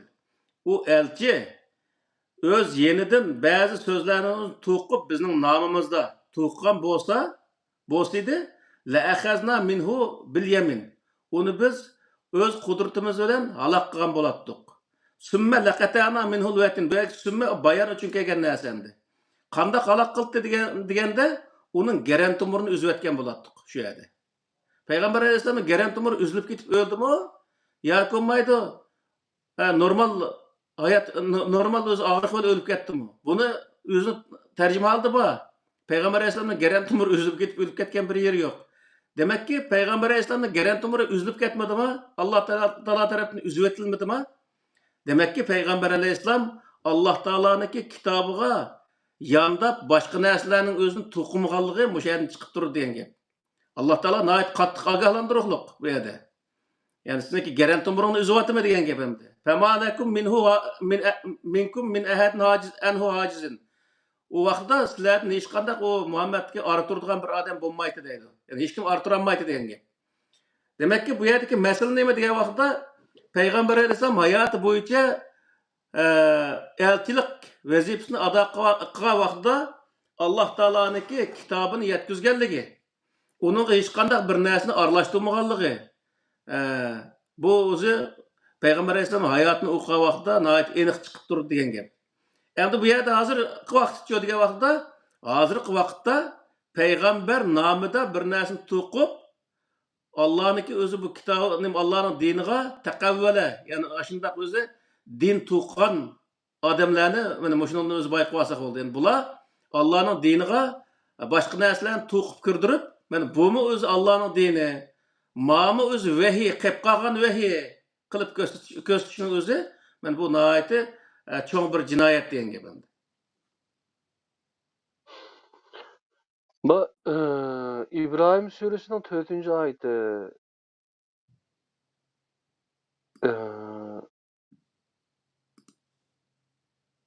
Kaç doğruluk birine surayla gittim. İbrahim Suresi'nin 4. ayeti değil mi? 14. sureninki. Ve ma ersalna min bir resulin illa bi lisani kavmihi li yubeyyine lehum feyuzillullahu men yeşâ'u ve yehdi men yeşâ'u ve huvel azizul hakim degan şu ayetini bir tushuntirib qo'yishlar. Mesela biz doim Peygamber Aleyhisselam'a, Muhammed Aleyhisselam'a özününki tilida, shundaqmi? Arab tilida keldi mesela bu Kur'an-ı Kerim. Endi biz bu hayat rehberini Kur'an-ı Kerim dedik. Biz bunu texnik yaxshi tushunish uchun mushu oyatga asoslangan chog'da o'zimizning Uyg'ur tilida onu tushunishga to'g'ri keladi yoki yetkazganlama arabcha boshqa bir narsani deb o'tirmay albatta oyatning aslini deydi-da uning deb qo'yishlarni qilmay yani shu qavm Uyg'ur bizim shu bir qavm bu shundoq bir millat bizning tilimizda şu haqni Allah nima deb yetkazgan bo'lsa, Muhammed Aleyhisselam nima deb yetkazgan bo'lsa, Qur'on Kerim nima deyilgan bo'lsa, shuni yetkazish bizga farz degan gap, shundaymi? Elbette, elbette. Endi o'zimizning tilda uni yetkazmasak, u millat uni tushunmaydi-da. Tushunmagandan keyin o vaqtda u majbur qolamiz. Demak, bu yerdagi narsa nima desa, o'tganda shu Qur'on to'g'riliq, Qur'on tarjimasi to'g'riliq to'xtalgan vaqtda dedik. Qur'on tarjimasida nurg'un yerda to'g'ri tarjima qilingan, ammo xato qilingan tarjimalar bor. O xato qilingan tarjimalarni boshqa tarjimalar bilan selishtirish orqali to'g'ri tushunib olib bo'lgan darajada yerlar bor endi. Shuning uchun Qur'on tarjimasi 2 tal, 3 tal, anaqa bir aynib 5-6 tal chiqib ketsa, insonlarning uni xapib ketishiga hech qanday hojat yo'q. Chunki birisini tushunamgan yani, ikkinchi birisida tushunish orqali o'zida bir Qur'on tushunishni mukammal tushunchaga ega bo'la oladi. Jiq narsani o'qigan vaqtida nurg'un o'zi nimilda misol bo'lib Mehmet Salih Damollamniki tarjimasini misolga olsak, bu ahli sunna vel jamoaniki Qur'on tarjimasini qilib, oxirida tirnoq ichiga olib qo'ygan yerlar bor, nurg'un yerda. Ay tirnoq ichining o'zi asosan ahli sunna vel jamoaniki ko'z qarashini aşağı yezib qo'ygan endi. Agar shu tirnoq ichini o'qimay lekin mansa, u vaqtda nurg'un narsa ash Qur'onniki aynan tarjimasi bilan bog'lashib mangdi. Ba'zi yerlar to'g'ri bo'lmagan taqdirdami, o to'g'ri bo'lmagan yerlar nihoyat oz sonni egallaydi endi. Shuning uchun uningga ma'lum Anas Hojimning tarjimasi bor, misol tirnoq ichiga olmay turib qolgan tarjimalar. Shunday tarjimani o'qigan vaqtida bu odamlarga o'zi yaxshi bir narsa, Qur'oni Karimni tushunish mumkinchiligi bor. Shuning uchun Mesela hazır Türkçe deyimiz, İngilizce deyimiz, dünyada bütün tilga tercüme kılınıp ketdi bu. Xitayçın bu adette. Şunda olgandan bu her xil bildiğin tillarni hemmasida o'qib ko'rsak, o Qur'oni Karimdagi mazmunlarni tushunolmagan darajada bir narsa mavjud emas. Şoňa öz tilimizde onu tushunish nihoyat muhim. U yerda arabcha uni yodlab kunda o'zi demedi qilib ichib olsakmi, undan hech qanday foydalanmagandan keyin bizga uniki foydasi bo'lmaydi degan gap. Shu sababdan biz mush Qur'ondan nazar degan programmani boshlashdimi, insonlarni Qur'onning ichidagi mazmundan xabardor qilish birinchi, ikkinchi Qur'oni Karim o'ttirib qo'ygan haqiqatlarni o'rganish, ya'ni ilm fan orqali o'rganish. Millat qarg'ulacha dinga cho'qinishdan qutulish lozim va qarg'ulacha insonlar ergishishdan qutulib, o'zi to'g'ri yo'lni o'zi topa oladigan va o'zi hozirgi dunyoga loyiq odam bo'la oladigan bunday bir holatni o'zini shakllantirish uchun biz bu programmani qilyapmiz. Ammo bizga qarshi chiqayotganligimiz zaten shu nonga berib taqishadigan bo'lgandan keyin bu masalaning oxiri. Şoňa o'zi biroz bu iş jidal bilan bo'lyapti, ammo oxirgi hisobda bular tamoman mag'lub bo'lganligiga ishonchimiz komil.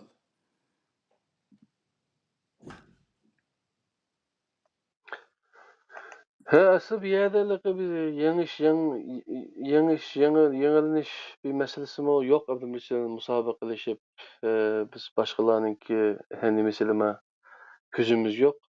Asla şu hakkını aşkarı kılış biz mi hak dep bilgen, hak dep yetkizilgen uçurunu ortaga aşkarlaş maksatımız var mı şu? Meylemde her xil paranla bulatıda bunun aksı Engeliya var. Bugün yeni bir program kutlu qarindoshlarimiz. Yeni anlasam şu. Aşını küçük bırak. Yoldan diye hatta Norvegiyanim çıkardım o keyini güçü. Aşında Kur'ancılar şehirde de oldu diken. Aşağıda institut kurulup diken de şu şehirge takap bekipten şu. Bular o kadar bir gumanxo, o kadar hech qanday narsaga ishonmagan insonlarki, u bu yerga kelib bir kichkina surishti qilib, shu oqsizat, shu Angliyadagi bir davlat bormi yo'qmi, biz surishti qilib boqmay turib, gumon bilan lekin bir odamni qarlash orqali uni inovatini to'kib, uni e'tiborsizlashtirib, uni gapi to'g'ri bo'lsa-mi, uni insonlarni ergashmaydigan holatga akilish uchun qilayotgan bir tirishchanlik buni haqiqiy vaqtida. Men o davamlı o'ylaymiz, bu Angliyada, Yevropada bir davlat oqimizda bo'lib, bir ishxona qurib bersa, maoshimizni bersa, hamma narsani qilib bersa, va Qur'on deganni boshqadan tutib turib tadqiq qilib, uning o'zini o xalqimiz texmbek yaxshi foydalanadigan bir holatni shakllantiradigan bo'lardik. Lekin shu sharoitni bermayapti. Bergan bo'lsa-da, u vaqt texmbek yaxshi bo'lib ketgan bo'lardi. Ammo bu odamlar davomli bir odamlar bir haqni yetkizsimi, o bekor yetkizmaydi bular. Bir yerdan andaq foydalanadigan, naf oladigan bo'lg'achqa, bizim bu yerda ishni qilayotgandan keyin bularga bir yerdan naf berdi deb o'ziga o'xshatib bizni ashundaq o'zi qilayotgan ish. Bo'lmasa nimishqa u bilmay turib, hech qanday dalil isbot yo'q holatda bizga hech bir yerdan bir og'iz undaq gap kelmay turib, misol bu odam hech nima tayanmay turib, bundaq bir gumon bilan undaq gapni qildi misol. Demakki bu odamlar tarixdan bu yer gumonxo. Abdılıkı gap kısmı delil bilen gap kısmı yaxşı olup demdi şu. Hele bunun merkezden Xitay merkezi halk partikomda binası digüzgendek biz güçü. Yine de baktı Angliya dep baktı, yine de baktı bir başka binası dep baktı. Hiç kanı delil yok. Hatta mağama Mustafa İslamoğlu şirket kurup durmuş. Dedim benim maaşımı kaysı maaştı şu adam yetkizipti mesela şu. Şirketimde kaysı kim ortakya benim şirketim güçü. Delilinden gap kalınsa yokap ketdi o adam. Şimdi bunda baş ayığı yok, delili yok. Ama şundak bir gaplarni qilib da acayip. Bu üzünün nimesini seviyesi tüven düşürüp aldı da. Kodalqı bir patkak ketip qalan adam qancha qimirlagan siri aşı çöküp gitkenге o'xshash. Yani biz şu o da çöküp ketmeyli bir Kur'an bilen bir nicatlıkka erişilir desek hem de. Hmm. Şununla karşı hem de özünün seviyesini düşürüp geplerini kılıvatdı. Ne Hmm. bileyimiz ben. Hem de İşensen bu o delil hulasıga bilen he? işensen o bir deliller işen, Doğru. inkar kılsan o bir deliller inkar kıl dep ayet var Kur'an gelmiş, değil mi? Doğru. Hem de hazırkı muşu mezmunga kelsek, biz Hı. yukarıda muşu mezmun, muşu mevzunu başlagan vaqtida bizga yetekçi bo'ladigan narsa, ya'ni bizni yetaklayotgan, biz o'zimizga yetakchi qiladigan, ya'ni Allohni yetakchi qilamiz ekanmiz, Allohning kitobinimi, Allohniki elchilarinimi degan mushu narsalar bor. Mushunga qarata biz endi yuqorqi mazmunlarga asosan bizga bevosita kallamizga ilhom qilish orqali yoki vahiy qilish orqali bizni vahiy nima hidoyat Alloh taolo undaq vahiy nima undaq hidoyat qilmaydiganligi, payg'ambarmi ya'ni Allohning elchilarimi vafot bo'lib ketgandan keyin insonlarni a ishni andaq qil, ma ishni mandaq qil deb deyolmaydiganligi, zaten o'lib ketgan odamniki undaq qilolmaydiganligini hammamiz bilamiz. Ham Endi bizga kelgan, bizni qilib qolgan, ham Allohniki qilib qoldirib qo'ygan narsa nima ekan eng oxirgi hisobda Allohning hidoyatidan iborat kitob ekanligining o'zini bu yerda bayon qilgan bo'ldik. Ya'ni Alloh taolo ma sura Al Imronniki 86-oyatida ma Alloh insonlarni qanday hidoyat qiladi? Hidoyat qilish usuli qanday endi? Degan vaqtda كيف يهدي الله قوما كفروا بعد إيمانهم وشهدوا أن الرسول حق وجاءهم البينات والله لا يهدي القوم الظالمين. Allah bir kafir bo'lib ketgan bir qavmning o'zini, ya'ni iymon keltirgandan keyin kafir bo'lib ketgan bir qavmning o'zini qandoq yana hidoyat qildi? Qandoq hidoyat qildi degan gap endi. Va shahidu anna rasula haqqun. Payg'ambarniki, ya'ni elchiniki haq ekanligiga shohid bo'lib turib, ya'ni shohid bo'lgan bo'lib turib kafir bo'lib ketgan mundaq qavmni Alloh taolo qandoq hidoyat qildi? Va ja'ahumul bayinat va ularga bayinat har narsani bayon qiladigan kitob kelgan turqlig'in deydi Alloh taolo. Bu yerdagi narsa nima degan vaqtda mush oyatning o'zidimi insonlarni hidoyat qiladigan narsa bayinat ekanligini bayon qildi. Bayinat degani hamma narsani bayon qiladigan, hamma narsani bizga tushuntiradigan kitob Qur'oni Karimni o'zini nima qildi. Oxirisida Alloh taolo vallohu la yahdil qavmaz zolimin. Ba'zi ayatda qavmal kafirin degan oyatlar bor misol. Allah zalim qavmlarni, kafir qavmlarni hidoyat qilmaydi. Hidoyat qilmaydi deganning o'zi bir odam kafir bo'lib ketsa, Alloh taolo hidoyat qilmagan insonga deb tushunish xato. Buni qanday tushunish kerak degan vaqtda Allah zalim qavmlarni va kafir qavmlarni Allah o'zi bevosita hidoyat qilmaydi degan gap. O hidoyatni iborat Allohning kitobini o odamga yetkazish orqali uni insonlar hidoyat qildi. Yani payg'ambarning zamonasida payg'ambar uni yetkazish orqali, elchi uni yetkazish orqali hidoyat qilgan bo'lsa, o Allohning kitobi bilan kitobini ko'rsatish orqali hozirgi hozirgi zamonda olimlar uni tarjima qilish orqali insonlarga yetkazib, insonlar uni o'qish orqali Allohning kitobi orqali hidoyat topadiganligini o'zini bayon qiladi degan gap. Ya'ni bu yerdagi masala nima degan vaqtda Alloh taoloning hech bir yerda odati insonlarniki nimalqi kallasiga ilhom qilish orqali yoki uni tavfiq berish orqali hidoyat qilish usuli Allohda mavjud emas ekanligi bayon qildi bu oyat. Faqat insonlarni hidoyat qilishda kitob tushirish orqali shu kitobga kim ergashsa to'g'ri yo'l topgan bo'lganligi, kim ergashmasa u to'g'ri yo'l topolmagan bo'lganligi haqida Alloh taolo shu sura Baqarniki 35-oyatda shuni bayon qildi. Shuning uchun bu yerdagi narsa nima ekan degan vaqtda biz bugungi mavzumizda hayot rahbarimiz nima bo'lishi kerak degan mavzu. Shu mavzuga asosan bizning hayot rahbarimiz Allohning kitobi bo'lishi lozim ekanligini o'zini bayon qildi. Qur'oni Karim bizga shuni tushuntiradi yani. Alloh taolo Qur'oni Karimda ham shuni deyapti. Yani her inson Alloh taolaning kitobiga ergashgan vaqtda u inson o'z to'g'ri yo'lda mangan bo'lganligi. Agar o'zi Alloh taolo tushirgan kitobga ergashmasdan boshqa o kitobni to'liqlamiz deb uningga chapilgan yoki payg'ambarga chapilgan o hikoyalarga ergashish orqali hech bir zamon insonlar to'g'ri yo'lni qabul qilganlik hisoblanmaydiganligini Qur'oni Karim o'zi bayon qildi. Ya'ni shu payg'ambarni rahbar qilamiz deyotgan insonlar hech bir narsani o'ylamay gap qiliqliq. Payg'ambar o'lib ketgan to'ssan qanday uni rahbar qilsa? Bu degani payg'ambarniki nomida, ya'ni payg'ambar qiltimish, debtimish deyilgan rivoyatga ergashish orqali uni rahbar qilamiz degan ma'no chiqadi bu yerda. Alloh taolo bundaq rahbarlikni to'siqliq. U qanday qiladi inson degan vaqtda inson udullab payg'ambarga yetakchi bo'lgan, payg'ambarga rahbar bo'lgan kitobga bevosita ergashishning o'zini Alloh taolo buyurdi degan. Shu vaqtda biz payg'ambarni yetaklagan kitob bizni shu Alloh taolo ko'rsatgan yo'lga yetaklab mang'alaydiganligini bilib olamiz degan. Bugungi o'zi mazmunniki, ya'ni bugungi mavzuniki asosiy mazmuni shu. Bundan biz payg'ambarga inkor qilganlik, payg'ambarni o'ziga haqorat qilganlik bir mazmun chiqmaydi.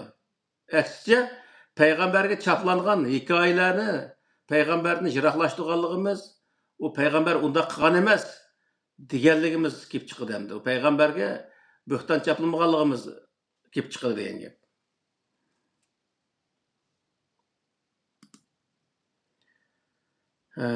Xo'sh, mushu yerda o'zi tugidi bu mavzu bugun.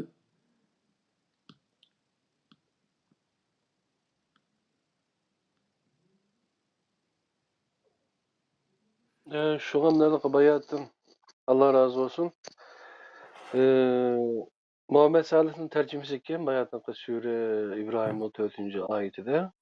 Kandakla bir peygamber etmeydi. Yani Resul elçini. Onu biz öz kavmige Allah'ın şeriatini bayan kılış için. Yübeyyinu. Siz bayatın beyinat edilgi. Ben fakat öz kavminin tili bilen sözleydiğin kılıp übet. Öz kavminin tili. Bizim şu Kur'an-ı Kerim'de yetkizimiz dediklerimiz Uygur tili bilen Uygurlara yetkizişimiz gerek, başkalarına şunda kılışı gerek. Allah halgan adamını gümrah kıldı, halga adam hidayet kıldı depti. O nime hidayet, nim bilen buludu dese, aşı elçi yetkizgen Kur'an bilen buldu. Şunda mı ya? Doğru. Hatta başka bir ayette mesela bunu dep ötken. Bu Arap tili bilen buluşudaki sebep toğra başka bir şerik arlaştıramıyorsan bu dediğin dep Arap tili bilen kegelik doğruluk mu? Burun sizi toxtulup ötken diler. Şoňa hem biz hayat rehberini yaxşı düşünüşümüz üçün çoğum Uygur tilinde anlap, Uygur tilinde düşünüp, Uygur tilinde tefekkür kılıp kılgan vaqtımızda ondan keyin o rehberlik vazifesini yaxşı icra kılgan bolup dämdi şu hayatımız. Bu olmasa hem de yüzümüz Uygur turup kaçıydıgan maşininki başka bir tildeki yüzümüz düşemediğin bir tildeki işletiş usulüne düşünemeyen okşaşlam bir iş yolu demdi. Tulu hata ötküzüp salımız deyin gibi. Allah razı olsun rahmetliye. Ahmetcan kardeşim başka bir sual ya gibi nesneler bolsa sorsak buludu ustazdan.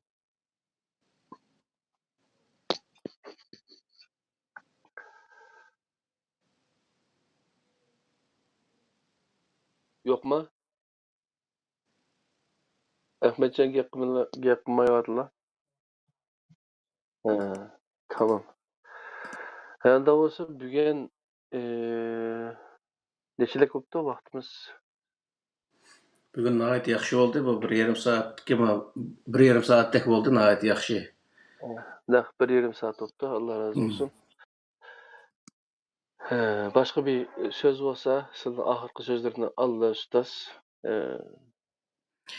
Bizniki deydigan başqa bir sözümüz yo'q. Yani bizniki dini saat o'qigan yoki bo'lmaydi bizniki başqa Uyg'ur qarindoshlarimiz bu dinga ishonish yoki uni ergashish masalasida Qur'oni Karim bizga bayon qilgan shaklda Allohniki kitobiga eslish Alloh taolo buyurgan bir yo'l. Yani Hı. onundan başka bir narsaga ishonish orqali, ergashish orqali biz to'g'ri yo'lni topolmaydiganligimiz zaten topolmadik bu yo'lning o'zini hozirgacha. Onun uchun bu millatni bu yerda xato yo'ldan chiqarish uchun bu to'g'ri bir narsani o'tirib chiqaraylik deb bu nima qildik. Shuning uchun bu qarindoshlarimizmi bu halqi oldiga kelgan narsaning hammasini din deb eslamasligi lozim. Ya'ni bizning diniy olimlarimizmi bu haqda qattiq diqqat qilish lozim. Ya'ni boshqadan tillash ularning vazifasi emas. Bu uyat degan bir narsa bo'lishi lozim bu odamlarcha. Tillash orqali, uni haqorat qilish orqali, haqorat qilganda gunoh bo'lganligini bilib turib, mush ishni qilish orqali bu ishni tuzatilolmaydi.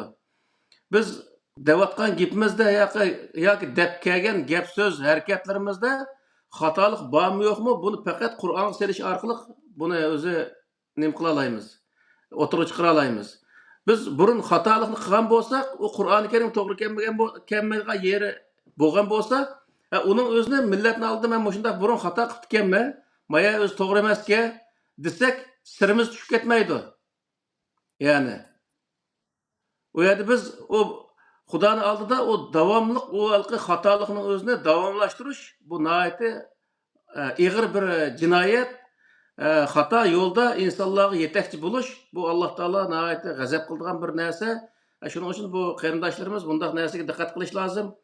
Bizni tillagan o'rniga biz eslgan Qur'oni Karimga qaytsin, Qur'oni Karimni yaxshilab tadqiq qilsin, u vaqtda keyin o'zi pushaymon qilib qoladi u vaqtda. Bu boyad mandaq ekanda asl deydi. Yani Jig'baytqa vaqtda bugungi mushunning o'zida payg'ambarga itoat qilamiz degan so'zning o'zini bir qadam oldiga o'tsin. O'tib payg'ambar nimaga itoat qilgan degan yerga berib baqsin. U vaqtda o'zi masalani tushundi. Yani payg'ambarga itoat qiling deb Qur'oni Karim bo'lgan bo'lsa, payg'ambarni Alloh taolo nimaga itoat qil debdi. Uning o'zini tepib ikkisini shunday biya qo'shgan vaqtda Allah peygamberini sana vahiy qilingan narsaga ergash dedi. Elçinin o'zini. Hem o etrafındaki insonlarni elchiga ergashgan dedi. Elchiga ergashish degan elchi Allah vahiy qilgan narsaga ergashgan bo'lgandan u vahiy qilgan narsaga ergashgan kishiga ergashgan insonlar Allohning vahiysiga ergashgan bo'ladi degan gap bo'ldi. Allohning vahiysiga ergashgan insonchi Allohga itoat qilgan bo'ldi degan bo'ldi. Shuning uchun bu yerning o'zini yaxshi o'zi tushunish lozim. Halqi tushunidek imkon turug'lig'in arabniki ziminda necha yil turib yana shunday gapni qilgan degan odamni ichi siqilgan gap bo'yapti. Shuning uchun halqi biroz o'ylanib gap qilayli. Bizmi shunday murtad murji deya olmaymiz hozir. Sen Qur'onning mandaq yeriga ishonmabsan, sen qanday kofir desak deymiz. Lekin biz shuni deyishni o'zimizga bir uyat hisoblaymiz. Nima uchun degan vaqtda biz bir insonni tillash uchun o'tirib chiqmadik. İnsanlar qanday qilsak bir to'g'ri narsani o'rgatamiz, to'g'ri narsani ko'rsatamiz deb buning uchun o'tirib chiqdik. Shuning uchun qarindoshlarimiz bundaq yerda biroz sovuqqan bo'lishni umid qilamiz. Va oxiru davona alhamdulillahi robbil alamin. Allah razı olsun. Endi bizdinki başka bir maqsadımız yok. Üzümüzge murt toplaş ya olmasa bir milletin parçalaş yakışın. Bunda bir niyetimiz mi yok? Fakatla Kur'an'ı kille. Şu Sure Ali İmran'daki 104. ayet o. Aşağıdama dep koyduk bayatın. Şu Allah'ın ağamsı için esirle şekilde şunu düşünüle. Ayda kısak bir aramızda bek tefrik olup ketkenler. Bir Kur'an'dan ibaret bir ortak bir noktamız bolgandan şeyde bilişelerimiz mi diyen bir gaye bilen ortaya çıktık. Anda o qarindoshlar bizni to'g'ri tushungaysizlar. Bugungi 55-son programmamiz mana bu yerda yig'ilishidi.